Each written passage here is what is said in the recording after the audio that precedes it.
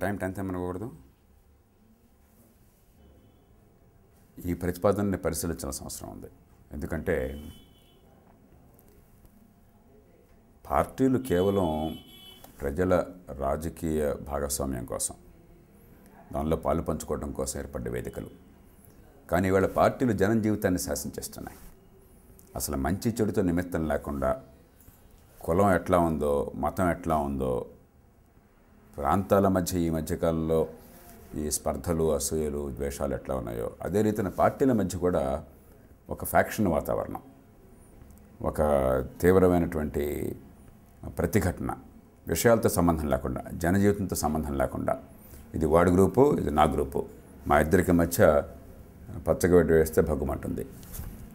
ఆ మనిషి ఆ పార్టీకి వెళ్తే ఈ మనిషి ఈ పార్టీకి వెళ్ళిపోతాడు. నిజానికి క్షేత్రస్థాయిలో జరుగుతున్నది పార్టీల మధ్య ఎన్నికల పోరాటం కాదు, ఫ్యాక్షన్ల మధ్య జరుగుతుంది. పార్టీల పేరుతో మరింత బలపడుతుంది. అందుకని చెప్పిన గ్రామ స్థాయిలో పార్టీల ఎన్నికలు కాకుండా పార్టీ రహిత ఎన్నికలు అని చెప్పిన ఏర్పాటు చేశారు.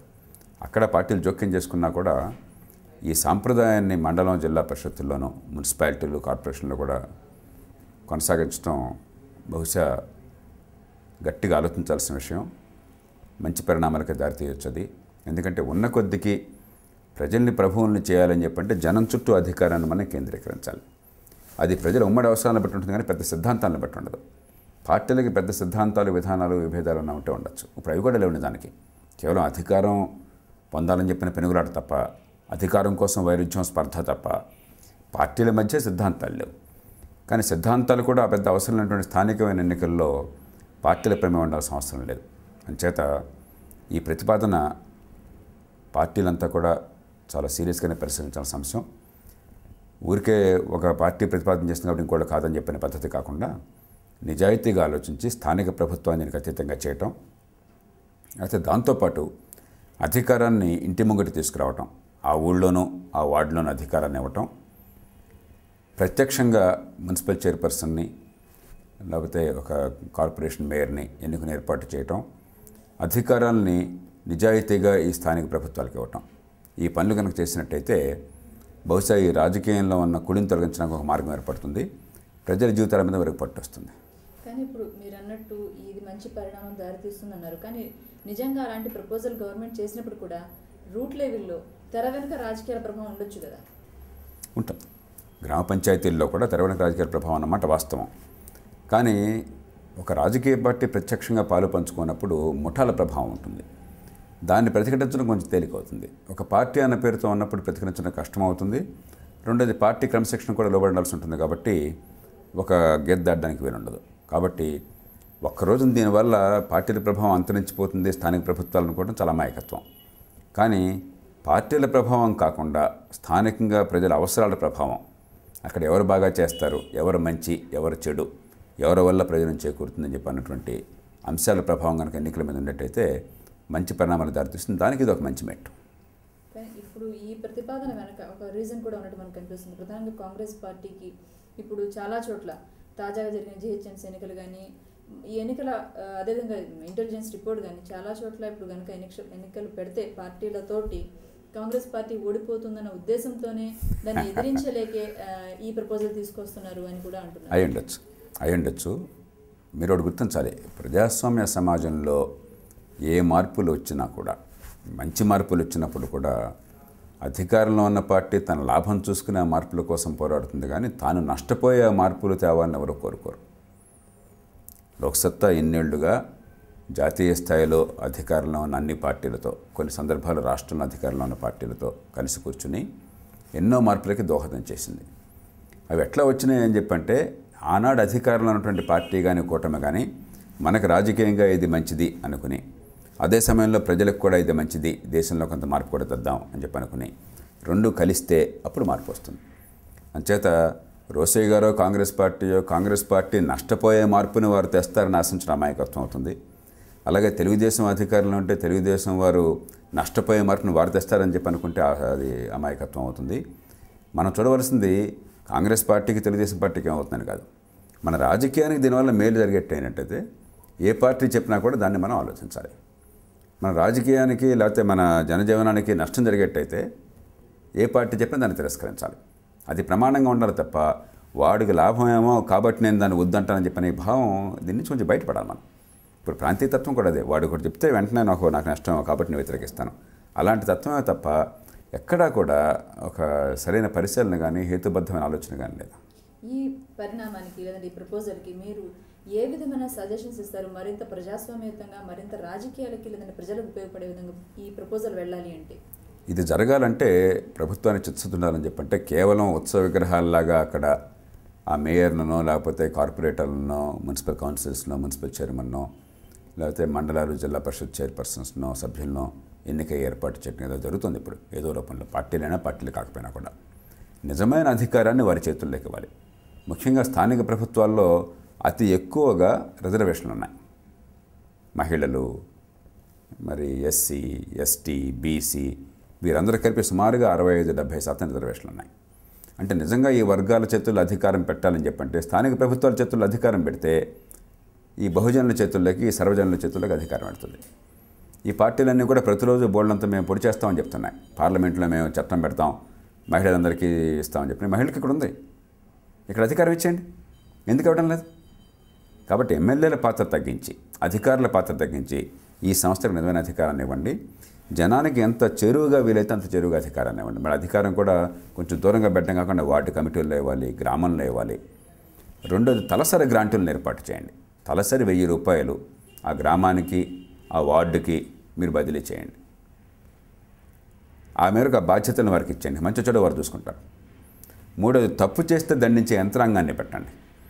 పార్టీ క్రమశిక్షణ కూడా లేకపోతే, పార్టీ క్రమశిక్షణ ఉంటే వాళ్ళు న్యాయం చేస్తున్నారని కాదు, కానీ అది కూడా లేకపోతే స్థానికంగా అవినీతి మరింత పెరిగే ప్రమాదం కూడా ఉంది. కాబట్టి ప్రతి జిల్లాకి ఒక ఆంబుడ్స్మన్ ఏర్పాటు చేయండి, స్వతంత్ర ప్రతిపత్తిగల ఆంబుడ్స్మన్ని. తప్పు జరగకుండా, అన్యాయం జరిగితే వెంటనే పదవుల నుంచి పీకేసి వాళ్ళని జైళ్ళల్లో పెట్టి అవసరమైతే ఆస్తులు జప్తు చేసి ఉంటే ఏర్పాటు చేసేది. ఆ రకంగా చేయండి. నాలుగోది అధికారాలను పూర్తిగా వనరులతో పాటు బదలాయించండి.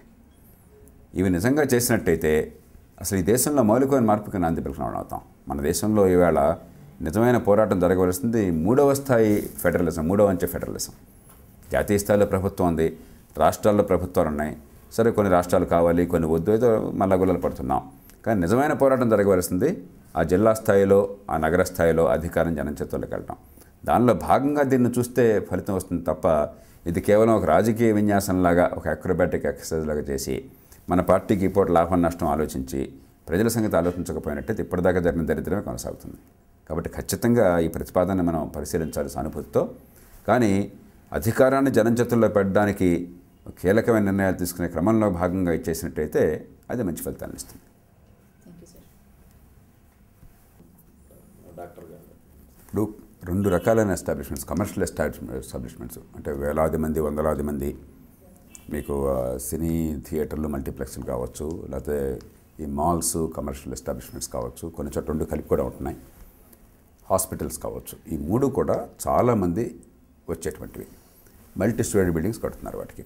సరే, నగరం పెరుగుతున్నప్పుడు తప్పు అవి.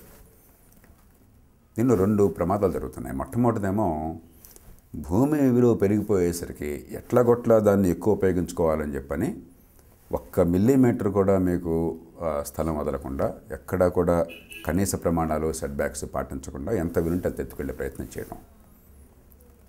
కొంత అర్థం చేసుకోగలం, అది ఇబ్బందులు ఉన్నా కూడా మరి ఎకానమీ కోసం చెప్పిన, ఎకానమైజ్ చేయడం కోసం చెప్పిన కొంత అర్థం చేసుకోగలం. కానీ దాంతోపాటు నగిషీలు వేయడం కోసం చెప్పిన చుట్టూ క్లాడింగ్ చేయడం. మంది ఉష్ణమండలంలో ఉన్న దేశం, సంవత్సరం పొడుగుతో 365 రోజుల్లో కూడా పుష్కలంగా సూర్యకాంతి ఉన్నది, వేడి ఉన్నది మనకి. అలాంటప్పుడు మనం ఏదో షికాగో నగరంలో లాగానో, లండన్లో లాగానో, లేకపోతే మినియాపోలిస్ లాగానో, న్యూయార్క్ లాగానో, ఆ చలి దేశాల్లో చలి నగరాల్లాగా మొత్తం భవనం అంతా కూడా మూసేసి బందిఖానాలాగా చేసి, లోపల లైటింగు, లోపల సెంట్రల్ ఎయిర్ కండిషనింగు, లోపల 365 రోజులు 24 గంటలు ఉండే ఏర్పాటు చేయడం చెప్పన్నది మన దేశంలో మనం ఉన్న పరిస్థితుల్లో విద్యుత్తును వృధా చేయడమే కాదు, అనారోగ్యకరము, చాలా ప్రమాదకరం కూడా. ఇప్పుడు ఉదాహరణకి మీరు ఈ హాస్పిటల్లో చూసినట్టయితే ఆ చుట్టూ అల్యూమినియం క్లాడింగ్ చేశారు. ఎందుకంటే కొంచెం తక్కువ ఖర్చుతో మంచి నగిషి, చూడడానికి చాలా అందంగా కనిపిస్తుంది దూరం నుంచి, ఎలివేషన్ బాగుంటుంది. అది చూసుకున్నారా తప్ప వెంటిలేషన్ ఎక్కడ కూడా లేదన్న విషయం పట్టుకోవడం వదిలేశారు. చివరికి ఏమైంది, మన కాంక్రీట్ బిల్డింగుల్లో విదేశాల్లో ఆ దేశాల్లో బాగా వుడ్ ఎక్కువ వాడతారు. చెక్క వాడినప్పుడు మీకు అగ్ని ప్రమాదానికి చాలా ఇబ్బంది అవుతుంది. కానీ మనకు అసలు వుడ్ వాడే సమస్య లేదు. నిరుపేదల పూరిళ్ళు తప్ప దాదాపు చెన్నై దగ్గర నుంచి పెద్ద దాకా మనంతా కాంక్రీట్ ఇళ్ళు.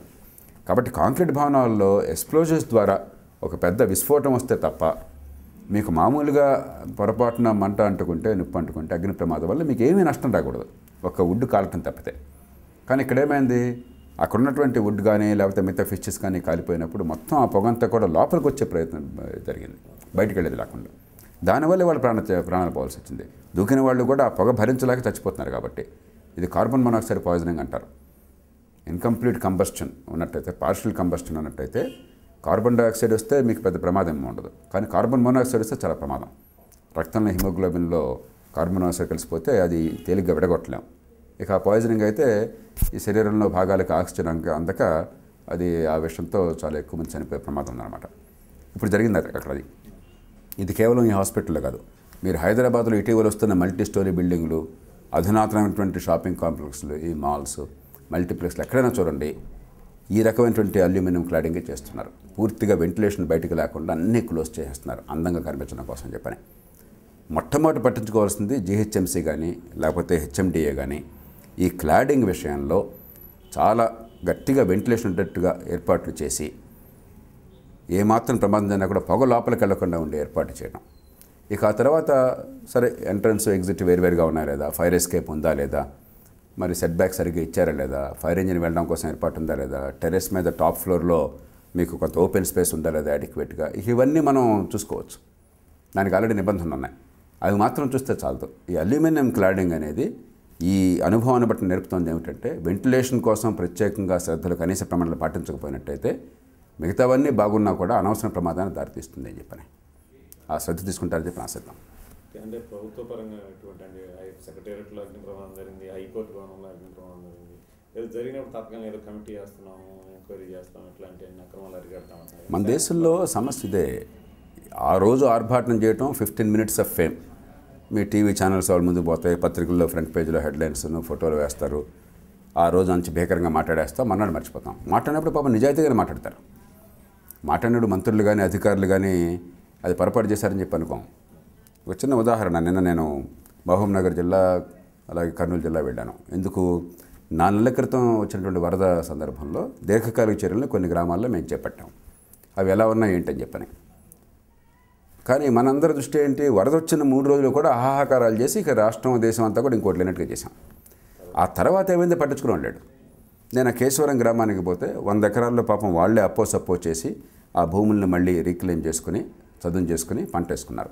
మిగతా 200 ఎకరాలు ఆ గ్రామంలో ఎకరాకు 15,000 రూపాయలు డబ్బులు లేక దానికి ఇంతకాలం 4 నెలల పాటు బ్యాంకుల నుంచి రుణాలు అందించి ఏర్పాటు చేయలేక ప్రభుత్వం వాళ్ళందరూ పొలాలు మేటేసేసి అలా కూర్చున్నారు. దీన్ని పట్టించుకున్న నాథులు లేడు. అంటే మనకి తాత్కాలికంగా హడావుడి చేయటం, ఆ తర్వాత పూర్తిగా విస్మరించటం, ఇది ఒక ఫ్యాషన్ అయిపోయింది మన పరిపాలన మొత్తంలో కూడా. దీని నుంచి బయటపడాలి. రెండోది, మనం కొంచెం గట్టిగా ఏమన్నా మీరు పట్టించుకోండి అని చెప్పంటే ఇక అమాయకుల మీద పడతారు. ఇల్లు కట్టుకుంటున్నప్పుడు మనకు వాస్తు కారణంగానో మరో కారణంగానో ప్లాన్లో కాస్ట్ చూపెట్టినా కూడా చిన్న చిన్న మార్పులు చేతులు చాలా ఉంటుంటాయి. అది ఏది కూడా భద్రతకు కానీ లేకపోతే నగర ప్లానింగ్కి కానీ ట్రాఫిక్ కానీ అంతరాయం ఉండేవి కాదు. మన దేశంలో అన్నీ బాగున్నా కూడా ఏమండి మీకు ఈ తలుపు ఎదురుగా తలుపు ఉండాలి, లేకపోతే ఏదో వచ్చేస్తుంది పప్పుదరం అని చెప్తారు. లేకపోతే మనకు బేస్ సంఖ్యలో ఉండకూడదు తలుపులు, సరి సంఖ్యలో ఉండేది, ఇలాంటివన్నీ ఉంటాయి. ఇది మంచి వచ్చేటే పక్కన పెట్టేద్దాం, ఆ నమ్మకాలు ఉన్నాయి. ఇప్పుడు పోయి మీరంతా ప్లాన్లో కరెక్ట్గా ఇలా ఉంది, ఇప్పుడు వేరే పెట్టారు కాబట్టి నీ మీద పెనాల్టీ వేస్తాను ఇలా మాట్లాడతారు. అలా కట్ చేయాల్సింది. ఈ మౌలికమైన అంశాల మీద దృష్టి పెట్టాలి, నిజాయితీగా పెట్టాలి. ఈ రెగ్యులేషన్ పెడితే మనకేమవుతుంది, లంచాలు మింగడానికి అది మార్గం అవుతుంది. మనం చర్చతో మాట్లాడుకుందాం. ఎక్కడ రెగ్యులేషన్ పెడితే అక్కడ లంచం అయిపోయాయి. అందుకనే జనానికి ఏమైంది, రెగ్యులేషన్ అని చెప్పంటే నియంత్రణ అని చెప్పంటే విసుగు పుట్టింది. వీళ్ళంతా దొంగలని భావం. కానీ నియంత్రణ అవసరం, మన ప్రాణాల రక్షణ కోసం మన నియంత్రణ అవసరం. కానీ నియంత్రణ పేరుతో లంచాలు మింగేసి దానికంతా కూడా మాఫీ చేయటము, ఆ లంచాలు ఇవ్వని వాళ్ళని అంతా బాగున్నా కూడా ఇబ్బందులు పెట్టడము, ఇలాంటి వాతావరణం నుంచి బయటపడి కనీసం ప్రజల ప్రాణాలను కాపాడేటువంటి విషయాల్లో అయినా సరే అప్రమత్తంగా ఉండటం, నిజాయితీని పెంచడం. అవినీతి మిగతా చట్లు చావమనండి, కనీసం ప్రజల ప్రాణ విషయంలో అవినీతిని పక్కన పెట్టండి. ఆ పనన్నా ఉన్నతాధికారులు చేస్తారని చెప్పి నాకు సిద్ధం. మీరు ఇట్లా కూర్చుంటే బెటర్. ఇది ఎన్డీఏ ప్రభుత్వం ఆనాడు అద్వానీ గారు హోంమంత్రిగా ఉండగా ఈ నేర న్యాయ వ్యవస్థ పనిచేయడం లేదు. ఎందుకు దీని వెనకాల ఏమిటి అసలు కీలకమైన విషయం? నేరస్తుడు లేక నిందితుడు కన్ఫెషన్, నేను తప్పు చేశాను, నేరం చేశానని చెప్పి ఒప్పుకొని ముందుకొచ్చిన సందర్భాలు మినహాయిస్తే మిగిలిన కేసుల్లో మన దేశంలో కేవలం 6% మాత్రమే కేసుల్లో శిక్ష పడుతుంది.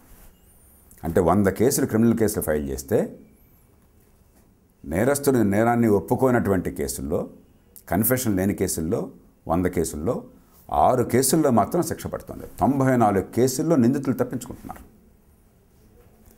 ఒక 20-30 కేసుల్లో బహుశా నిందితులు నిజంగా నేరం చేసిన వాళ్ళు కాకపోవచ్చు, నేరస్తులు కాకపోవచ్చు.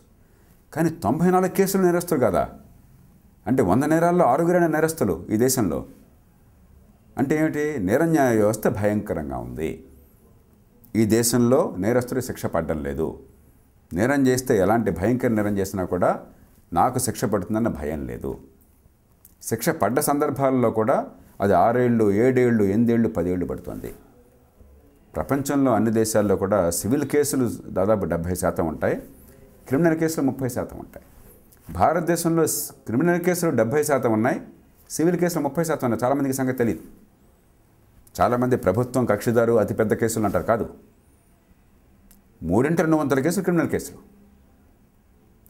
సివిల్ కేసులు జనం అసలు కోర్టులకు వెళ్తారు చాలా మేరకు మానేశారు. ఇక లాభం లేదు కోర్టులో అని చెప్పని. క్రిమినల్ కేసు కోర్టు తప్ప వేరే మార్గం లేదు కాబట్టి గవర్నమెంట్ కోర్టుకు తీసుకెళ్తుంది, పోలీసులు కోర్టుకు తీసుకెళ్తారు. వేరే మార్గం లేదు కదా చట్టబద్ధంగా. సివిల్ కేసులు చట్టం ఉంది, నేను కోర్టుకు వెళ్ళిపోతే నా ఇష్టం, అన్యాయానికి బలైపోతే నా ఇష్టం, నేను పోతే పోయినా వదిలేస్తాను, లేకపోతే గుండా దగ్గరికి పోతాను. అంచేత ఈ పరిస్థితి బాగోలేదు, దీన్ని బాగు చేయాలని చెప్పంటే ఏం చేయాలని చెప్పని చాలా నిష్ణాతులతో కమిటీ ఏర్పాటు చేశారు ఎన్డీఏ ప్రభుత్వంలో. ఆ కమిటీకి అధ్యక్షులు జస్టిస్ మాలిమత్. గతంలో కర్ణాటక హైకోర్టుకి, కేరళ హైకోర్టుకి ప్రధాన న్యాయమూర్తిగా పనిచేశారు ఆయన. అలాగే కమిటీలో మానవ హక్కుల పరిరక్షణ కోసం జీవితం అంతా పరిశ్రమించిన కొందరు ఉన్నారు. ఉదాహరణకి ఎన్ఆర్ మాధవ మేనన్ అని చెప్పిన దేశంలో చాలామంది తెలుసు. పోలీస్ రిఫార్మ్స్ కమిటీలో ఉన్నాడు ఆయన, నాకు మిత్రుడు. మరి బెంగళూరులో నేషనల్ లా స్కూల్కి ఆయన ఫౌండరు, దాన్ని ప్రారంభించింది ఆయన, అక్కడ మొట్టమొదటి డైరెక్టరు. అలాగే నేషనల్ జ్యుడిషియల్ అకాడమీకి భోపాల్లో జాతీయ స్థాయి సుప్రీంకోర్టు పెట్టింది, దానికి డైరెక్టర్గా పనిచేశాడు ఆయన. అన్ని రకాలుగా కూడా ప్రజలకి న్యాయం అందాలి, సామాన్యులకు న్యాయం అందాలి, మానవ హక్కుల ఉల్లంఘన కూడదని చెప్పి జీవితంతో పోరాడిన మనిషి ఆయన దానిలో ఉన్నారు.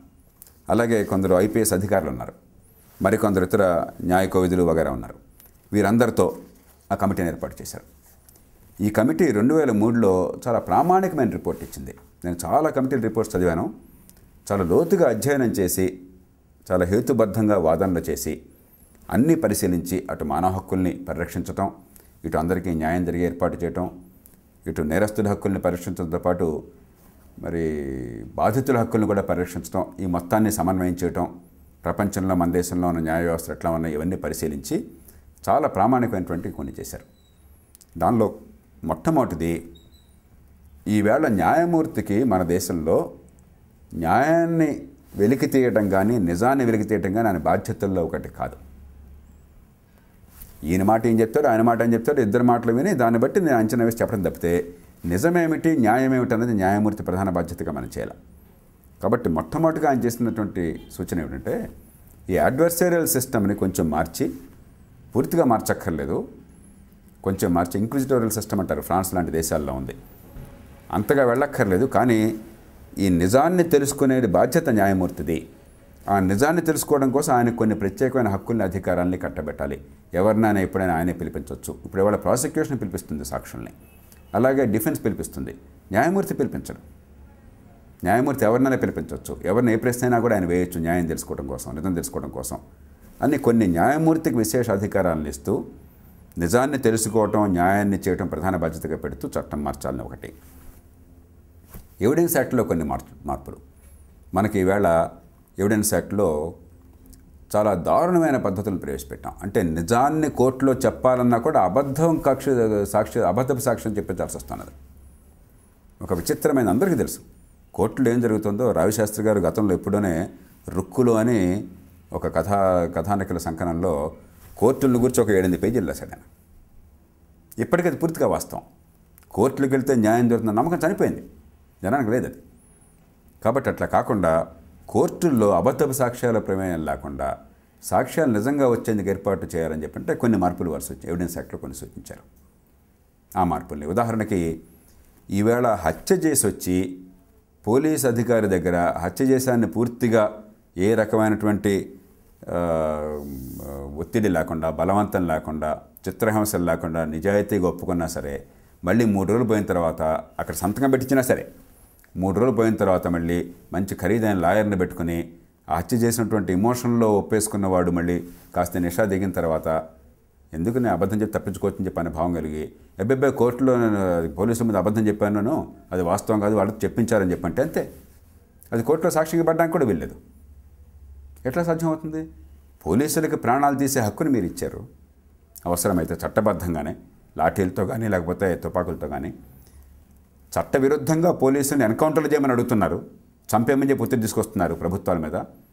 కానీ పోలీసు ముందు సాక్ష్యం ఇస్తే, పోలీసు ముందు కన్ఫెషన్ ఇస్తే, కనీసం పోలీసు ముందు కన్ఫెషన్ ఇచ్చిన దాన్ని కోర్టులో సాక్ష్యంగా ప్రవేశపెట్టే అవకాశం కూడా లేకుండా చేశాం. అంటే మన పోలీసుని మనం నమ్మకుండా వీళ్ళ ద్వారా న్యాయం జరగాలని చెప్పనుకుంటే ఎంత మూర్ఖత్వం అవుతుంది. మన హక్కుల మన కోసం పోరాడుతున్నామని చెప్పనుకునే వారంతా కూడా పోలీసుని నమ్మకుండా ఉంటామని చెప్పనేది మన జీవితంలో కీలక భాగం అన్న భావాన్ని తీసుకొచ్చారు. ఎంత విచిత్రం ఇది! మీ ప్రభుత్వాన్ని మీరు నమ్మకుండా, మీ పోలీసుని మీరు నమ్మకుండా, మీ అధికారులను మీరు నమ్మకుండా సరైన వాడిని పెట్టండి. అక్కడ అబద్ధపు సాక్ష్యం చేయకుండా, వాడు చిత్రహింసలు పెట్టకుండా కావాలని ఏర్పాట్లు సీసీటీవీ కెమెరాలు ఈ రోజుల్లో ఉంటాయి. పూర్వంలాగా కాదు, ఇప్పుడు టెక్నాలజీ బోర్డు అంత వచ్చింది, రకరకాల ఏర్పాట్లు చేయండి. కానీ కన్ఫెషన్లు పోలీసుల ముందు ఇచ్చిన, ఇతరమైనటువంటి వాంగ్మూలం ఇచ్చిన పోలీసుల ముందు తర్వాత తప్పించుకోవడానికి వీలు లేకుండా ఏర్పాట్లు చేయండి నిజాయితీగా. ఆ రకమైన ఏర్పాట్ల కోసం చెప్పని.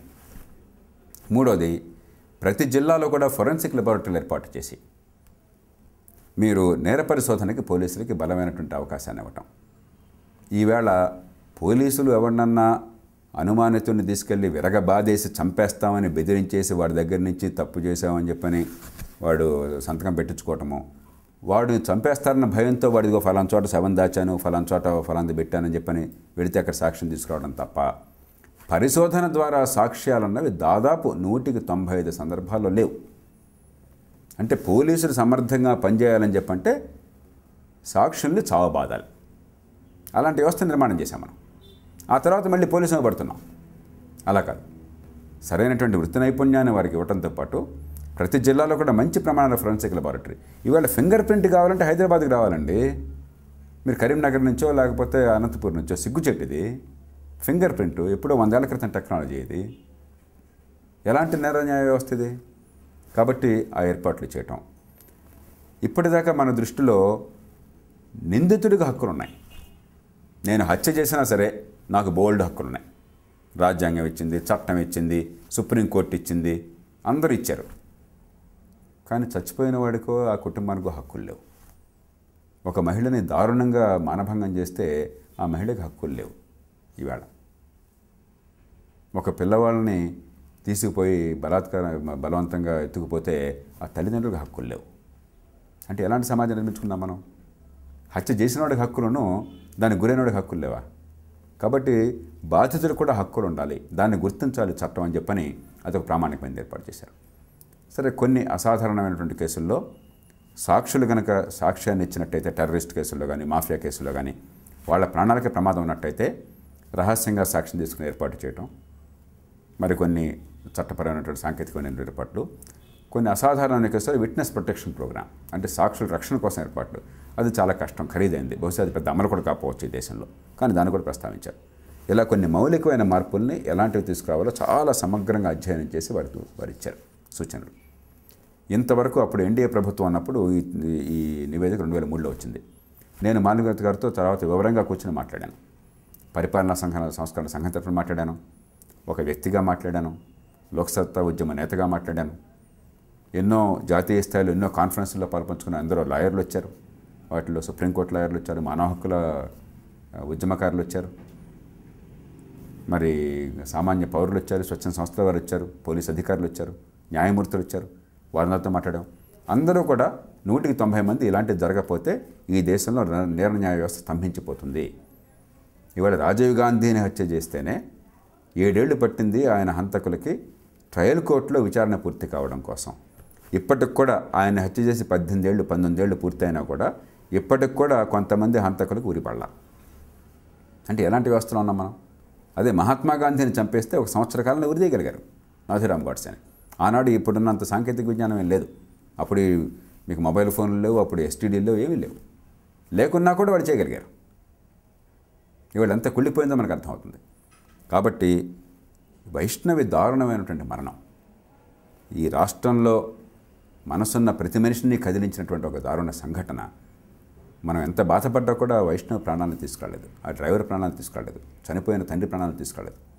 కానీ ఇక ముందు కనీసం ఈ నిర్ణయ వ్యవస్థని బాగు చేసి నేరం చేసిన వాడికి 3 నెలల్లో ఖచ్చితంగా కఠిన శిక్ష పడుతుందన్న భయాన్ని కలిగించితే ఆ మేరకు మంచి జరిగినట్టు అవుతుంది. ఇప్పుడు వైష్ణవ్ కేసులో కిడ్నాప్ చేసిన వాళ్ళని కానీ, ఆ కిడ్నాప్ కోసం డబ్బులో ఇంకోటో ఇచ్చి వాళ్ళందరికీ కూడా ఆదేశాలు ఇచ్చి కుట్ర పన్నిన వాళ్ళని కానీ, వాళ్ళందరినీ కాల్చిపారేయమని చెప్పని ప్రజల నుంచి ఒత్తిడి వస్తున్నది. వాళ్ళని పెడ్రక్కలించి కాల్చిపారేస్తే న్యాయం నష్టపోతుంది, దేశం నష్టపోతుంది. 3 నెలల్లో వాళ్ళందరినీ ఉరివేయగలిగితే, కేవలం కిడ్నాప్ చేసిన వాళ్ళే కాదు, కేవలం డ్రైవర్ని ఆ పాపని చెప్పిన వాళ్ళే కాదు, ఆ వెనకాలండి ఆ కిడ్నాప్ చేయించిన వాళ్ళు, వాళ్ళందరినీ కూడా పట్టుకుని 3 నెలల్లో కోర్టుల్లో చట్టబద్ధంగా నేరం రుజువు చేసి ఉరివేయగలిగితే అది సమాజంలో మనం ముందుకెళ్ళినట్లు లెక్క. అప్పుడు న్యాయం జరిగినట్టు. అది జరగాలని చెప్పంటే ఈవేళ నేర న్యాయ వ్యవస్థలో చచ్చినా సాధ్యం కాదు. అందుకోసం మాలిమత్ కమిటీ రికమెండేషన్లని జాతీయ స్థాయిలో రాష్ట్రంలో పరిశీలించి వాటిని చిత్తశుద్ధితో వెంటనే అమలు చేయాలి. దీనికి మళ్ళీ ఊరికే ఏదో పిడివాదం పెట్టకుండా, ఏదో సస్పెన్షన్ లేకుండా ఈ దేశంలో తప్పు జరిగితే, నేరం జరిగితే శిక్ష పడుతుందన్న భయాన్ని కల్పించాలి. అంటే ఈ 2-3 కేసులు సార్, మా వైష్ణవి కేసులో అయితే 90 రోజుల్లో శిక్ష వేయాలి అనేసి, ఇట్లాంటి ఒక మర్డర్ జరిగినప్పుడు కానీ ఐఎస్ఐ ఏజెంట్లు ఇట్లాంటి సంఘటనలు జరిగినప్పుడు, హైదరాబాద్లో జరిగిన ఐఎస్ఐ జాయింట్ పేర్ల కేసులో నిందితులను పట్టుకోవడం ఆలస్యం, ఇట్లాంటి దాంట్లో ఎట్లా వ్యవహరించాలండి? అంటే మీరు 2 విషయాలు చూడాలి. కొన్ని కేసుల్లో ఒక దారుణమైన నేరం జరిగినా కూడా ఏళ్ల తరబడి సాక్ష్యాలు దొరకపోవచ్చు. దానికి పోలీసులు తప్పపడడానికి లాభం లేదు. ఇప్పుడు చాలా పాశ్చాత్య దేశాల్లో కూడా వాళ్ళకి సాంకేతిక విజ్ఞానం పూర్తిగా ఉన్నా కూడా కొన్ని ఏళ్ల పాటు కొన్ని కేసులు అలాగే కోల్డ్ కేసెస్ అంటారు. ఇంకా దానికి ఏ సాక్ష్యం లేదు, డెడ్ ఎండ్ అనమాట. ఇప్పుడు కొన్ని 25 ఏళ్ల తర్వాత కొన్ని దొరుకుతాయి, కొన్ని అసలు దొరకకుండా.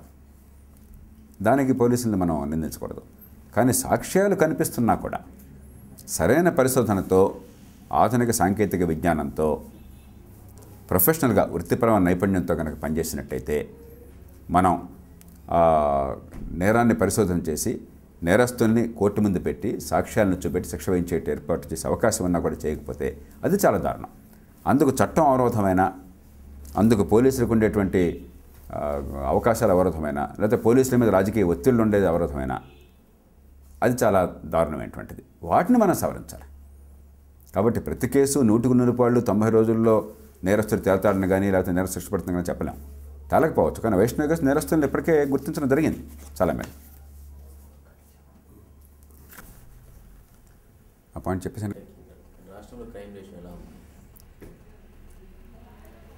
అంటే ఇప్పుడు నా దగ్గర గణాంకాలు లేవు, కానీ స్థూలంగా దేశంలో మీరు చూసినట్టయితే 3 కోట్ల కేసులు అపరిష్కృతంగా ఉన్నాయి. ఈ 3 కోట్లలో దాదాపు 2 కోట్ల కేసులు కాస్త అటు ఇటుగా క్రిమినల్ కేసులు. అత్యధికమైన కేసులు దాదాపుగా ఒక 30 లక్షల కేసులేమో హైకోర్టులు, సుప్రీంకోర్టులో ఉన్నాయి. సుప్రీంకోర్టులో 30,000, 20,000 ఆ రేంజ్లో ఉంటాయి. హైకోర్టులు అన్నింటిలో కలిపి ఒక 30 లక్షల దాకా కేసులు ఉన్నాయి. అవి తీసేస్తే మిగతా 2,70,00,000 కేసులు కూడా ట్రయల్ కోర్టుల్లో ఉన్నాయి. అంటే క్రిమినల్ కోర్టుల్లోనూ సివిల్ కోర్టుల్లోనూ ఉన్నాయి. అంచేత మనం సామాన్యుడికి న్యాయం అంత ఏర్పాటు చేయకపోతే ఏం జరుగుతుంది? 2 రకాల ప్రమాదాలు జరుగుతున్నాయి. అయితే అన్యాయాన్ని దిగమింగుకొని సామాన్యులంతా కూడా మౌనంగా ఏడుస్తూ కూర్చుంటున్నారు. లేకపోతే వాడిదో వాళ్ళు ఎత్తుకుంటున్నారు. వాళ్ళ గొండ దగ్గరికి పోయి, అయ్యా మా అమ్మాయికి అన్యాయం జరిగింది, లేకపోతే ఇదిగో మాకు ఈ రకంగా చేశాడు కాబట్టి వాడి తగిన శాస్త్ర కాస్తుంది, వాడిని చంపేయండి, వాడి కాళ్ళు తీసేయండి, కీళ్ళు తీసేయండి. ఈ రకంగా ఖండబలంతో బండ న్యాయం వస్తున్నది. అలాగే ఆస్తిపాస్తుల విషయాల్లో కూడా సివిల్ కేసుల్లో కూడా అసలు కోర్టులకు చాలా తక్కువ వెళుతున్నాయి కేసులు. చాలామంది అనుకుంటున్నారు కోర్టుల్లో కేసులు అపరిష్కృతంగా ఉన్నాయి చాలా కాలం అని చెప్పని. అసలు సమస్య అది కాదు. మన 120 కోట్ల జనాభాతో పోల్చినట్లయితే చాలా కేసులు కోర్టులకు వెళ్ళడంలా. మనతో పోల్చదగ్గటువంటి సమాజాల్లో 10 కోట్ల కేసులు పెడితే మన దేశంలో సంవత్సర కాలంలో అన్నీ కలిపి 60 లక్షల కోటి కేసులు కూడా అట్లా. కాబట్టి చాలా కేసులు అన్యాయాన్ని దిగమింగేసి వదిలేస్తున్నారు. ఇక మనం ఏం చేయలేము, ఈ కోర్టులో మనకు న్యాయం జరగదు, అనవసరం వీటి చుట్టూ తిరగడం, మన కర్మ అంతే, పాని అని చెప్పి వదిలేస్తున్నారు. అంటే సమాజంలో అరాచకత్వానికి మనం నాంది పలుకుతున్నాం. తప్పు జరిగితే శిక్ష పడుతుందన్న భయం లేకపోతే, అన్యాయం జరిగితే న్యాయం అందుతుందని చెప్పిన నమ్మకం లేకపోతే సమాజం నిలబడదు. చట్టబద్ధ పాలన లేకుండా, న్యాయం అందకుండా సమాజం అనేది లేదు అసలు. అంటే మన సమాజాన్ని మన చేజేతులో నాశనం చేసుకుంటున్నాం, మన వేళ్లతో మన కళ్ళు పొడుచుకుంటున్నాం. అందుకని న్యాయ వ్యవస్థ కానీ న్యాయ వ్యవస్థ కానీ పెనుమార్పులు కావాలి అని చెప్పంటే ఇది ఎవరి మీద కోపంతోనో ఉద్రేకంతోనో కాదు. ఇది సరిగ్గా లేకపోతే సమాజం మొత్తం పతనం అయిపోతుంది. కాలక్రమేణా మనం చూస్తున్నాం, ఇవాళ ఈ రాష్ట్రంలో చూస్తున్నాం, ఈ దేశంలో చూస్తున్నాం. చట్టం అనేది బేఖాతరు చేసి నా ఇష్టం వచ్చినట్టు ఏం చేసినా కూడా చెల్లిపోతుందని చెప్పన్న భావన ఈవేళ సమాజంలో ప్రబలిపోయింది. దాన్ని మనం వెంటనే అంతం చేయకపోతే సమాజం మొత్తం అతలకొతనం అయిపోతుంది. దారుణమైన నేరాలు ఎలాంటి సమాజంలోనూ జరగచ్చు. కొందరు విపరీత మనస్తత్వం ఉన్నవాళ్ళు, లేకపోతే పైశాచిక మనస్తత్వం ఉన్నవాళ్ళు, పరమ దుర్మార్గులు ప్రతి సమాజంలో ఉన్నారు. ఆనాడు శిశుపాలుడు ఉన్నాడు, కంసుడు ఉన్నాడు, ఈవేళ దుర్మార్గులు ఉన్నారు. కానీ అరాచక సంస్కృతిని పెంచేటువంటి సమాజం అయినట్టయితే, నేరానికి న్యాయం అందించని శిక్ష పడేయని సమాజం అయినట్టయితే ఇక ఆ సమాజం నరకం అవుతుంది. అందుకనే ఖచ్చితంగా మాలిమెత్ కమిటీ రికమెండేషన్లని చాలా తీవ్రంగా తీసుకోవాలి. వాటిని వెంటనే అమలు చేయడం కీలక లక్ష్యంగా పెట్టుకోవాలి. ప్రభుత్వాలను ఎందుకోసం అని చెప్పని మనకు ఎంతసేపటికి ఈడున్నాడా ఆడున్నాడా, ఈ ఫైల్లో లంచంత మింగాడు, ఆ ఫైల్లో లంచంత మింగాడు, వాడి బంధువులకు లేకపోతే వాడికి కావాల్సిన వాడికి ఎన్ని వందల కోట్లు కాంట్రాక్ట్లు ఇచ్చాడు, 8,000 కోట్లు తినేశారు. ఇదే మన చర్చ అంతా కూడా. అది కాదు పరిపాలన అంటే. పరిపాలన అంటే న్యాయ వ్యవస్థను బాగు చేయటం, విద్యను అందించడం, ఆరోగ్యాన్ని అందించడం, జనం చేతుల్లో అధికారాన్ని పెట్టడం, అవినీతిని అంతం చేసే ఏర్పాట్లు చేయటం, మంచి విధానాలు రూపొందించడం, వాటికి ప్రజల్ని ప్రేరేపించడం. అవన్నీ పోయిన రాజకీయంలో మన పాలనలో ఇవి తప్ప అన్ని చర్చలు జరుగుతున్నాయి. మన సమస్య అది. కోర్టులో కేసు పోయిన తర్వాత విట్నెస్ లేదంటే కేసు కొట్టేస్తారు, ఒక మర్డర్లో కేసులో కానీ మర్డర్ ఎలా జరిగింది ఏంటి అనేది ఫర్దర్ ఏమి ఉండదు. అంటే ఇట్లాంటి మీరు అన్నది వాస్తవం. ఇందాక నేను చెప్పాను కదా, కేవలం సాక్షుల మీద ఆధారపడి అడ్వర్సేరియల్ సిస్టంలో ప్రాసిక్యూషన్ నేరాన్ని రుజువు చేయాలి, డిఫెన్సు నేరం చేయలేదని చెప్పిన రుజువు కూడా చేయక్కర్లా. వాడిచ్చిన సాక్ష్యాల్లో కానీ లేకపోతే ఇతడు నేరాన్ని ఖచ్చితంగా రుజువు చేయలేకపోయినాడు, beyond any reasonable doubt. Criminal కేసులో ఏంటని చెప్పంటే బియాండ్ ఎనీ రీజనబుల్ డౌట్, ఏ రకమైన అనుమానానికి ఆస్కారం లేని రీతిలో ఫలానా వెంకయ్యో పుల్లయ్యో నేరం చేశాడని రుజువు చేయాలి. లేదంటే కొంచెం అనుమానం ఉంది, కించిత్ అనుమానం ఉంది అక్కడ చూడండి మీరు అని చెప్పి రుజువు చేస్తే వాడికి వదిలేయాలి కోర్టు. ఈ పరిస్థితుల్లో ఏమవుతుంది, ప్రాసిక్యూటర్లనేమో ప్రభుత్వంలో ఉన్న వాళ్ళు నియమిస్తున్నారు, వాళ్ళు ఇష్టం వచ్చినట్టుగా వాళ్ళని శాసిస్తున్నారు, వాళ్ళ భవిష్యత్తుని శాసిస్తున్నారు. కాబట్టి రాజకీయంగా ఎవడి అండ ఉంటే వాడి మాట చెల్లుతుంది.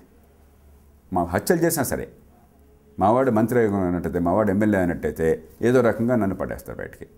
అలాగే నేర పరిశోధన, పోలీసు యంత్రాంగం పూర్తిగా రాజకీయ చేతుల్లో ఉన్నది. ప్రాసిక్యూషన్ పోలీస్ యంత్రాంగం రాజకీయ చేతుల్లో ఉన్నప్పుడు మీకు 100కి 6 కేసుల్లో మాత్రమే శిక్ష పడుతుందని చెప్పంటే ఆశ్చర్యం ఉంది. శిక్ష పడేయాలని కోరుకునేవాడు ఎవడన్నాడు? అంచేతే నిందితులకు హక్కులు కావాలి, ప్రాసిక్యూషన్ని బలోపేతం చేయాలి, స్వతంత్ర ప్రతిపత్తి కల్పించాలి, న్యాయమూర్తులను కూడా తీసుకురావాలి. అందుకే లోక్సత్తా చేసిన ప్రతిపాదనలో న్యాయమూర్తుల్ని, ప్రస్తుతం పదవిలో ఉన్న న్యాయమూర్తుల్ని, జిల్లా స్థాయి న్యాయమూర్తుల్ని తీసుకొచ్చి జిల్లా ప్రాసిక్యూటర్లకు కొంతకాలం పెట్టాలి, మళ్ళీ న్యాయ వ్యవస్థకు వెళ్ళిపోతారు. డిప్యూటేషన్ మీద చేర్పాడు, లా సెక్రటరీలు న్యాయమూర్తులు వస్తున్నారు. కాబట్టి న్యాయమూర్తులు ఈ ప్రభుత్వ యంత్రాంగంలో భాగంగా పనిచేయడం చెప్పిన సాంప్రదాయం ఇప్పటికే దేశంలో ఉంది, రాష్ట్రంలో ఉంది. కాబట్టి ప్రాసిక్యూటర్లు వాళ్ళని పెట్టండి, ఎవరి మాట వినే అవకాశం లేకుండా చేయండి. న్యాయమూర్తులు కాబట్టి ఎవరి మాట వినరు, మళ్ళీ తిరిగి వెళ్ళిపోతారు 5 ఏళ్ళు 3 ఏళ్ళు అయిపోయిన తర్వాత. పోలీస్ యంత్రాంగాన్ని స్వతంత్ర ప్రతిపత్తి కల్పించండి, పోలీసు సంస్కరణలు చేపట్టండి. అందుకోసం మళ్ళీ ఒక కమిటీని వేశారు సోలీసార్ అర్జీతో. అడ్మినిస్ట్రేటివ్ రిఫార్మ్స్ కమిషన్లో మేము ఒక నివేదిక తయారు చేసాం, పోలీసులకు పూర్తిగా స్వయం ప్రతిపత్తి ఉన్నాయి, నేర పరిశోధన అని చెప్పని. మళ్ళీ అంతాక బూజుపడుతున్నాయి. మళ్ళీ ఈ ప్రధానమంత్రులు, ఈ మంత్రులు, ముఖ్యమంత్రులు గుండెలు బాదుకుంటారు ఏమైనా సంఘటనలు జరిగితే. వ్యవస్థని మార్చడం కోసం ఎంతమంది నిపుణులు ఇన్నేళ్ల బట్టి చెప్తుంటే దాన్ని పట్టించుకోకుండా ఆ తర్వాత కన్నీళ్లు గారిస్తే ఉపయోగం ఉందండి? సమాజాన్ని రక్షించడం కోసం వచ్చామా, భక్షించడం కోసం వచ్చామా మనం? అంత పరిష్కారాలు ఉన్నాయి. కానీ పోలీస్ యంత్రాంగాన్ని, ప్రాసిక్యూషన్ని సంస్కరించకుండా, స్వయం ప్రతిపత్తి ఇవ్వకుండా, ఈ చట్టాన్ని సంస్కరించకుండా, ఈ న్యాయాన్ని తెలుసుకోవటం, నిజాన్ని తెలుసుకోవటం న్యాయమూర్తి బాధ్యతగా పెట్టకుండా, దానికి తగినట్టుగా ఎవిడెన్స్ యాక్ట్లో కానీ, అంటే సాక్ష్యాల చట్టంలో కానీ, నేర న్యాయ స్మృతిలో కానీ, ఇండియన్ పీనల్ కోడ్లో కానీ, సిఆర్పిసిలో కానీ క్రిమినల్ ప్రొసీజర్ కోడ్లో కానీ తగిన మార్పులను తేకుండా ఈ దేశంలో వైష్ణవ్ లాంటి సంఘటనలు ఎన్ని జరిగినా కూడా నిజమైన న్యాయాన్ని మనం అందించలేము. 100 కేసుల్లో 6 కేసులకు అందుతుంది, 94 కేసుల్లో నిధులు తప్పించుకుపోతారు. అందిన కేసుల్లో కూడా సంవత్సరాలు పడుతుంది. ఇది పద్ధతి కాదు. అలా అయితే భయం ఉండదు. ఈ కేసులో 3 నెలల్లో మీరు ఊరేసి ఏర్పాటు చేయించండి, ఇలా 10 కేసుల్లో చేయించండి. మీరు వెంటనే ప్రజల్లో ఒక ధైర్యం కలుగుతుంది, దుర్మార్గుల్లో కొంత భయం కలుగుతుంది. మనం అది లేకుండా చేసాం. అంటే ఈ కమిషన్ని అమలు చేయాలని చెప్పేసి ఇప్పటికే స్టేట్ గవర్నమెంట్ కూడా మహిళల రక్షణ కోసం ఒక చట్టాన్ని తీసుకొస్తాం, అసెంబ్లీలో పెడతాం.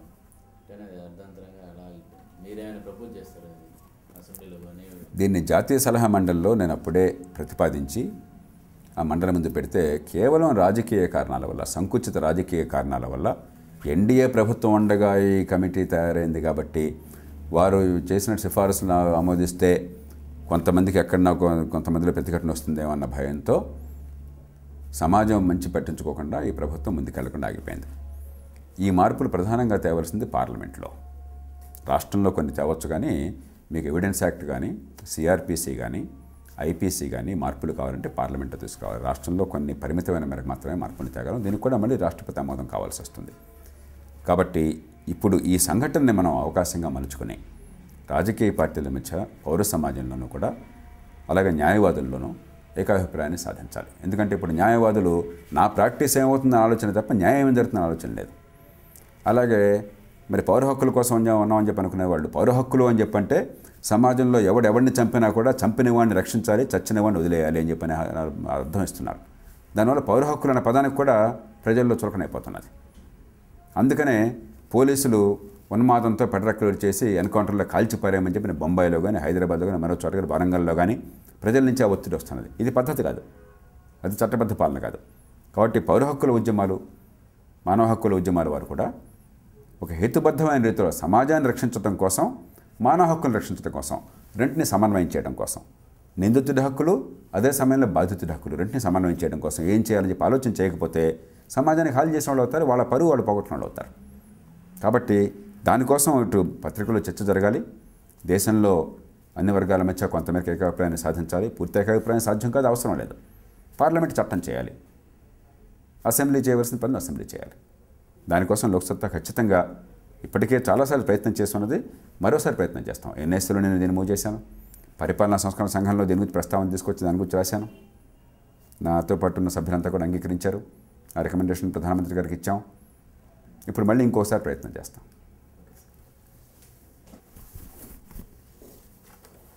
ప్రపంచంలో మన దేశం ఇతర దేశాలతో తట్టుకోవాలన్నా, పోటీకి చైనాతో ఇతర దేశాలు తట్టుకోవాలన్నా, మన రాష్ట్రం ఇతర రాష్ట్రాలతో పోటీ పడి ఎదగాలన్నా చేయాలి. దానికి ఈ కమిటీ నేను స్థూలంగా ఆన్ రికార్డా నేను స్థూలంగా 3 అంశాలు చెప్తున్నాను. మొట్టమొదటిది ఈ కమిటీ చేయవలసింది అన్ని వర్గాల ప్రజల అభిప్రాయాల్ని సేకరించి పరిగణలోకి తీసుకోవటం. రెండవది వాస్తవాల్ని నిర్ధారించటం. వాస్తవాల విషయంలో మీరు చెప్పారు కాబట్టి నిజం కాదు, నేను చెప్పాను కాబట్టి నిజం కాదు.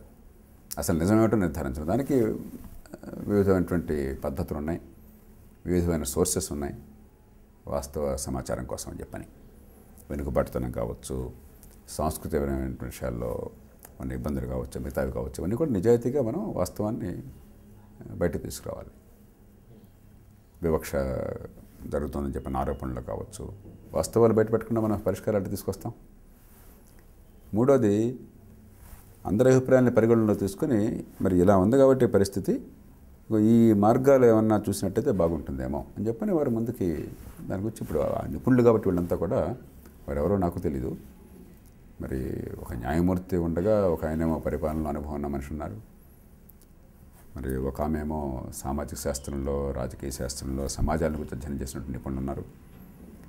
మరొక ఆయన న్యాయ సంస్థలు, న్యాయ విద్యా సంస్థల్లో నిర్వహణలో చాలా కాలం పాత్ర తీసుకుని ఆయన ఉన్నారు. మరొక ఆయనేమో ఆహారము, గ్రామీణ రంగము లోతుగా అధ్యయనం చేసిన మనిషి ఉన్నారు, పేదరికము. కాబట్టి నిపుణులు కాబట్టి మరి నైపుణ్యం అంటే అర్థం ఏంటి? మీరు నేను ఏదో గందరగోళం చేసుకుంటే నిపుణులు వచ్చి కాస్త లోతుకు వెళ్ళి నిజంగా పరిష్కారాలు ఎట్లా వస్తాయి, ప్రపంచంలో ఇతర దేశాల్లో ఏం జరిగింది, మన దేశంలో ఇతర రాష్ట్రాల్లో ఏం జరిగింది, మనం దీనికి ఎలాంటి పరిష్కారాలు తీసుకొచ్చినట్టయితే ఆ పరిష్కారంలో కేవలం తాబట్టిని కుందేటికి మూడే కాళ్ళని కాకుండా 3-4 ప్రత్యామ్నాయ పద్ధతులు, ఇది ఒక రకమైన చేయొచ్చు, ఇది ఈ రకంగా చేయొచ్చు, అది ఈ రకంగా చేయొచ్చు, అవన్నీ మరి వారు ఆలోచించి తీసుకోవాలి. అవి జరిగితే తప్ప మనకి పరిష్కారం ప్రభుత్వానికి ముందు గోచరించదు. అప్పుడు దాన్ని బట్టి ప్రభుత్వం ఆ వాస్తవాల ఆధారంగా వారు కొన్ని ప్రతిపాదనలు ప్రభుత్వం చేసినట్టయితే దాన్ని ఇప్పుడు అన్ని వర్గాల ముందు పెట్టి ఇప్పుడు చెప్పండి అయ్యా ఇప్పుడు ఇదే చేర్చండి, ఏదో అందరు కలిసి ఒక అంగీకరణ రండి, ఆ రకంగా తీసుకోవాలి. ఇంకో రకంగా చేయడం సాధ్యం కాదు. ఎందుకంటే ఢిల్లీలో కూర్చున్న వాళ్ళు, లేకపోతే ఇంకోసారి కూర్చున్న వాళ్ళు, బాంబేలో కూర్చున్న వాళ్ళు, వాళ్ళు ఏమో మెజిషియన్స్ కాదు, మాంత్రికులు కాదు, వాళ్ళు దేవుళ్ళు కాదు, వాళ్ళు మనలాంటి మనుషులు. కాబట్టి ఏ చిక్కు సమస్య అయినా సరే పరిష్కారం చేయాలని చెప్పంటే ఓపిక కావాలా, నిజాయితీ కావాలా, చిత్తశుద్ధి కావాలా, ఆ విషయం మీద అధికారం కావాలి, పరిజ్ఞానం కావాలి. అయితే దీనికి సంబంధించి ఒక కాల పరిమితి అవసరం. ఈ కాలం పరిమితి లోపల ఈ నివేదిక రావాలని చెప్పేసి డిమాండ్ ఉంటుంది. దీనికి ఒక కాల పరిమితి కావాలి ఈ కమిటీకి అని చెప్పేసి. అయితే ఈ సమస్యని పరిష్కరించడానికి ఎంతకాలం పడుతుంది యాజ్ ఏ బ్యూరోక్రాట్గా మీ అంచనా ప్రకారం? ఇప్పుడు అందరిలో గనక అవగాహన, చిత్తశుద్ధి, నిజాయితీ ఉండి ఒకరి ఘోషకులు అర్థం చేసుకునే పరిస్థితి ఉంటే 5 నిమిషాలు పడుతుంది. అది లేకుండా ఉంటే కొన్ని నెలలు పట్టచ్చు, ఏళ్ళు పట్టచ్చు. కాబట్టి దీనికి జ్యోతిష్యం చెప్పలేం. ఇది సమస్యగా ఒక మ్యాథమెటికల్ సమస్యగా తీసుకున్నట్టయితే పరిష్కారాలు రకరకాలు ఆలోచించవచ్చు, ఇప్పుడు కూర్చొని మనం ఆలోచించుకోవచ్చు. కానీ అలా కాకుండా ఈవేళ వాస్తవాలతో సంబంధం లేకుండా ఒకళ్ళ మీద ఒకళ్ళు ఆరోపణలు, వాగ్బాణాలు సంధించుకోవటం, ఒక ఉద్రిక్తపూరిత వాతావరణం సృష్టించడం జరిగినప్పుడు సమస్య పరిష్కారం హేతుబద్ధత ఒకటి, అందరికీ న్యాయం చేసేట్టుగా అందరికీ అవును ఇది నాకు బాగుంది కదా అనే భావం కలిగేట్టు చేయడం ఒకటి, దాంతోపాటు కాస్త ఆవేశం, ఈ అగ్ని చల్లారి కాస్త ఆలోచన చోటు చేసుకున్నట్టుగా ఏర్పాటు చేయడం మరొకటి. ఆ మూడవది రాజకీయమైనది, నాయకత్వపరమైనది. దానికి కమిటీలు, కమిషన్లు లేకపోతే చట్టాలు చేయలేవు. నిజాయితీ గల నాయకత్వం, సంయమనం గల నాయకత్వం, చిత్తశుద్ధి గల నాయకత్వం, దూరదృష్టి గల నాయకత్వం ఆ పనులు చేయాలి. మనకి ఇవాళ సంకుచితమైన నాయకత్వం, హ్రస్వదృష్టి గల నాయకత్వం, ప్రజని రెచ్చగొట్టే నాయకత్వం, హింసను ప్రేరేపించే నాయకత్వం, రాజకీయంగా పబ్బగొట్టిన నాయకత్వం. కాబట్టి ఈ నాయకత్వాలు ఇలాగ ఉన్నప్పుడు సమాజం కొంత నష్టపోతుంది, తప్పదు. అంతే దీనికి మీరు ఇప్పుడు ముహూర్తం పెట్టి గంటలో సాధన చేయమంటే నేను గంటలో పరిష్కారం మీకు కావాలంటే కూర్చొని చెప్పగలను, అది గొప్ప విషయం కాదు. నాకంటే నిపుణులు అరగంట చెప్పగలరు, అది గొప్ప విషయం కాదు. కానీ ఆ పరిష్కారాలని అందరికీ ఆమోదయోగ్యంగా అమలు చేసి ఈ దేశాన్ని నిలబెట్టడం, ఈ దేశంలో ఫెడరల్ వ్యవస్థను నిలబెట్టడం, ఈ దేశంలో అభివృద్ధిని కొనసాగించడం, ఈ యువత ఆశల్ని నెరవేర్చడం, ఈ రైతులకు న్యాయం చేయడం, ఆ చేస్తున్నామనే విశ్వాసాన్ని కలిగించడం, అది ఆ చాతుర్యం, ఆ నైపుణ్యం, ఆ చిత్తశుద్ధి నాయకత్వానికి గిట్రాయి. అది నాయకత్వం చేతుల్లో ఉంది కానీ నిపుణులు రాసే రాతల్లో ఉండదు. నెక్స్ట్ ఈ పారిక్ కమిటీ ఈ పెట్రోల్ ధరల మీద నియంత్రణ సార్ ఇప్పుడు సరైనదే అనుకుంటున్నా సార్. ఇప్పుడు 5 సభ్యులతో వేశారు కమిటీ. అంటే ఎందుకంటే ఇక్కడ పరిస్థితి ఎలా ఉంది, వాళ్ళు వేర్వేరు రంగాల్లో అనుకున్నారు కదా, దీనికి పరిష్కారం మనం అంటే సరిగ్గా చేయగలుగుతారా? నేను చెప్పగలిగిందల్లా జస్టిస్ శ్రీకృష్ణ గారు వ్యక్తిగతంగా నాకు ఆయన తెలీదు, కానీ ఆయనకున్నటువంటి రెప్యుటేషన్ సమాజంలో అన్ని వర్గాల్లో కూడా నిజాయితీకి, నిర్భీతికి, నిష్పాక్షికతకి ఆయన మారుపేరుగా అందరూ భావిస్తారు. కాబట్టి అది సంతోషించదగ్గ విషయం. పక్షపాతాలకు అతీతంగా ఉన్న ఒక సుప్రసిద్ధ న్యాయమూర్తి అధ్యక్షులుగా ఉంటాం. మిగిలిన వారు గురించి పెద్దగా సమాజానికి అంత తెలియదు, ఆ రంగాల్లో నిపుణులు అంటున్నారు. కాబట్టి వారి వ్యక్తిత్వం ఏమిటో, ఎలాంటిది ఏమిటో మరి నేను చెప్పలేను మీకు దాని గురించి. మీకెంత తెలుసు, నాకంతే తెలుసు. ఒక అంచనాకు రావడం అని చెప్పినది పొరపాటు అవుతుంది విషయం తెలియకుండా. కానీ ఏ కమిటీ వేసినా కూడా మనకి ఒక స్పష్టత మనకు ఉండాలి, మనం ఏ లక్ష్యాల కోసం చేస్తున్నాం అని చెప్పినది. అంచేత ఒక సమర్థుడు, నిజాయితీపడిన అధ్యక్షుడు ఉన్నారు కాబట్టి ఈ కమిటీ వల్ల మంచి ఫలితం వస్తుందని చెప్పి ఆశిద్దాం.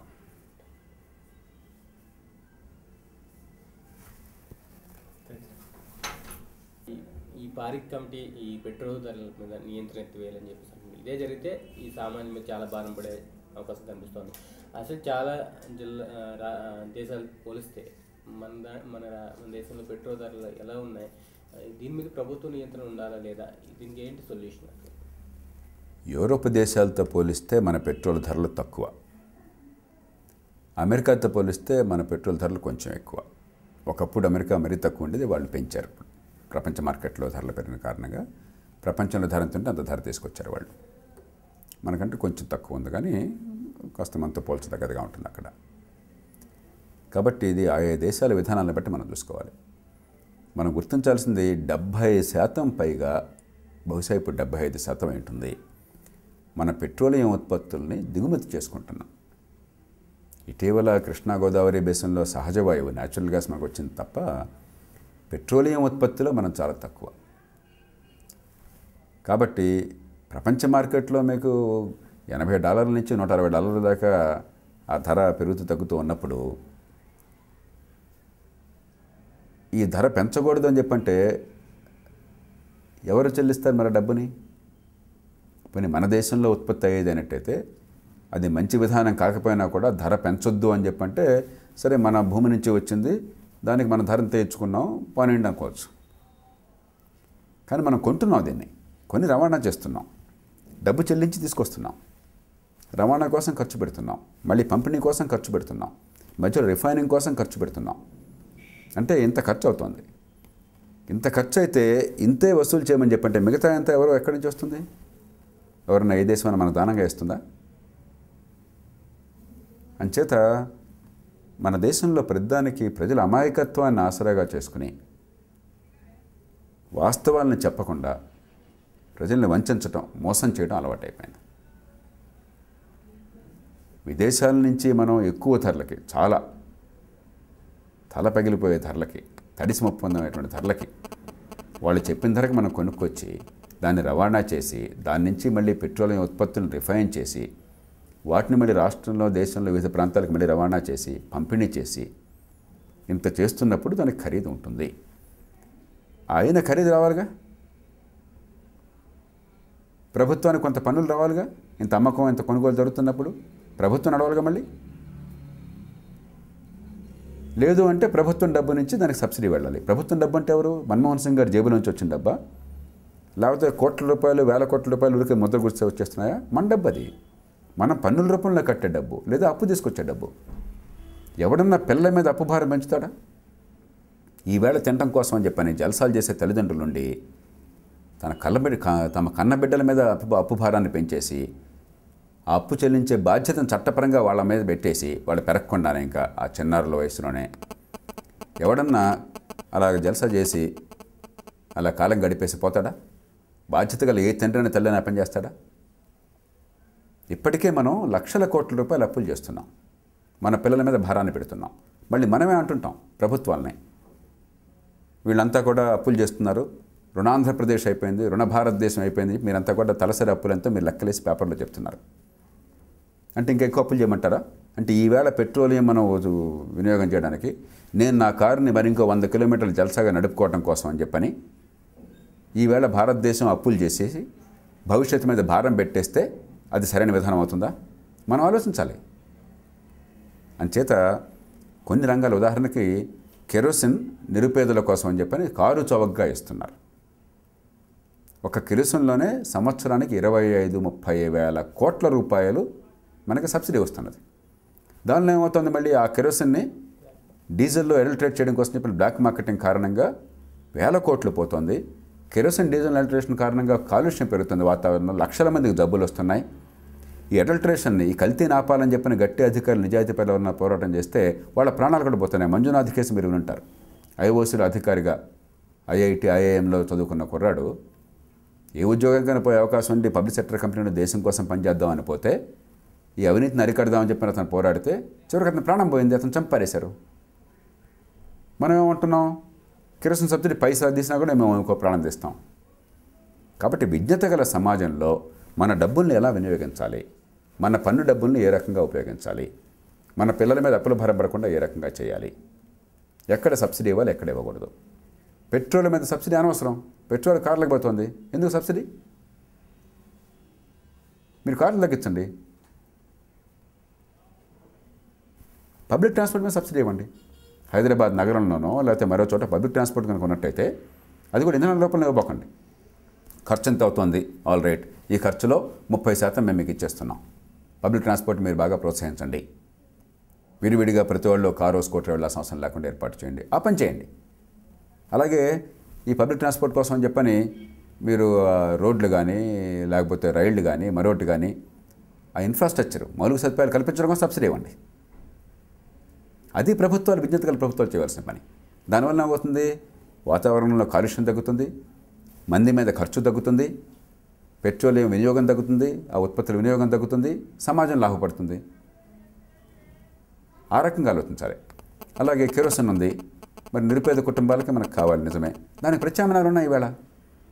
ఉదాహరణకి ఈవేళ ఎల్ఈడి లైట్లు, మన మొబైల్ ఫోన్లలో మనం వాడేటువంటి లైటింగ్ ఉందే, గొప్ప టెక్నాలజీ అది. ఆ టెక్నాలజీతో లైటింగ్ వచ్చింది ఇప్పుడు.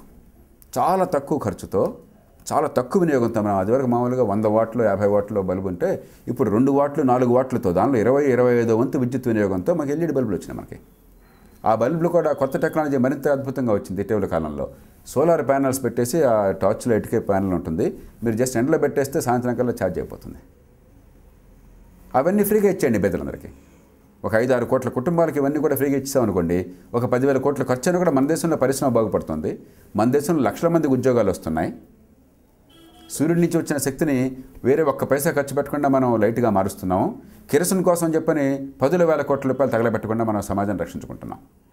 ఇది మనం చేయవలసిన ఆలోచన. అంతేగాని సబ్సిడీ ఇచ్చేయి, ఫ్రీగా ఇచ్చేయి, ధరలు పెంచబాకు, ఇచ్చేసేయి ఏం చేస్తున్నాం? ఇప్పుడు సమాజం ఉన్నట్టే ఉంది. హైదరాబాద్ నగరంలో ఇవాళ ఏ శాఖకు పోయినా కూడా మీరు సెక్రటేరియట్లో అధికారులను అడగని చెప్తారు.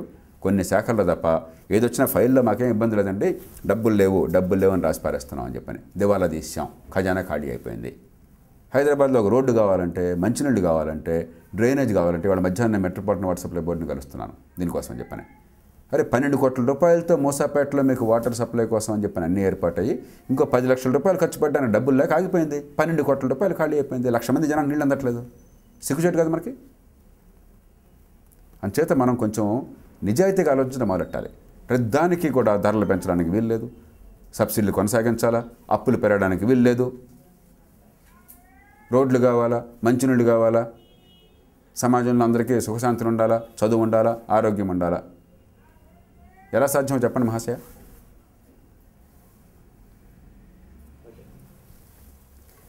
నిజమా కదా?